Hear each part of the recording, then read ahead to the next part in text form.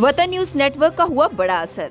वतन news network ने 25 तारीख को एक स्टोरी चलाई थी जिसमें उन्होंने मेंढर के पुलिस स्टेशन सखी मैदान में पोलिंग बूथ कैप्चर होने की बात की थी और वहां पर लड़ाई झगड़ा जो हुआ था उसके बारे में बताया था।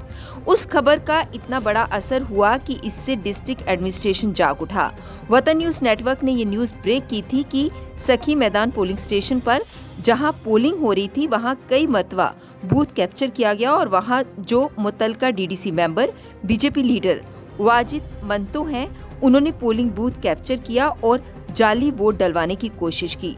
जब एनसी के लीडर्स को ये बात पता चली तो उन्होंने एडमिनिस्ट्रेशन से शिकायत की और डिविजनल कमिश्नर, डिप्टी कमिश्नर और एसएसपी को इस बारे में बताया तो उसके बाद एक्शन हुआ।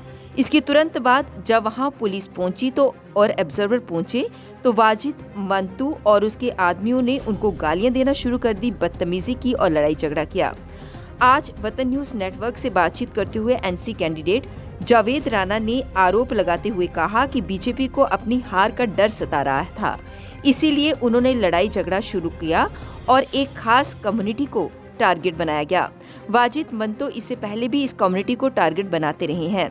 जावेद राणा ने कहा कि जब मुझे ये मालूम हुआ कि यहाँ पर बूथ कैप्चरिंग हो रही है तो मैंने DC Jammu, SSP Poonch, deputy commissioner Poonch और इलेक्शन कमीशन की टीम को आगाह किया और फिर एडमिनिस्ट्रेशन तुरंत एक्शन में आई और वो कई मरतबा पोलिंग स्टेशन पर गए और उन लोगों को वहां से बाहर निकाला जो वहां पर उपद्रव मचा रहे थे।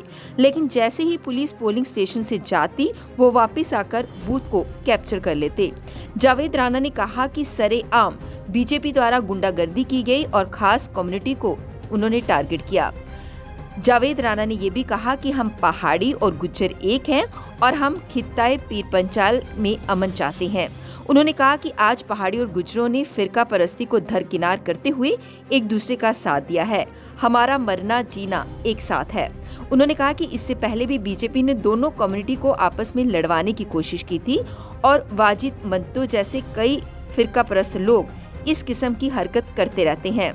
जावेद राणा ने मेंढर की आवाम को मुबारकबाद दी, कहा कि वो उनके इस प्रोपेगेंडा में नहीं आए और वहां पर उन्होंने शांति बनाए रखी और शांति से वोट कास्ट किया। इसके लिए उन्होंने वहां की आवाम को मुबारकबाद दी और उन्होंने ये भी कहा कि इसमें इलेक्शन कमीशन ने बहुत अच्छे से काम किया है। उन्होंने डिस्ट्रिक्ट एडमिनिस्ट्रेशन और इलेक्शन कमीशन का भी शुक्रिया अदा किया कि उन्होंने वक्त पर कार्यवाही करके ऐसे फिरका परस्त लोगों को कामयाब नहीं होने दिया। एनसी का एक वक्फ आज एडमिनिस्ट्रेशन को मिलेगा जिनकी मांग ये है कि वाजिद मंतू के खिलाफ और ऐसे लोग जो फिरका परस्ती फैलाना चाहते हैं उनके खिलाफ कड़ी से कड़ी कार्यवाही की जाए और एफआईआर की जाए। बाकी पार्टियों के लीडर्स और कुछ और पॉलिटिकल वर्कर्स ने भी इसी किस्म के बयान दिए हैं। उन्होंने कहा कि ऐसे फिरका परस्त लोगों को बख्शना नहीं चाहिए।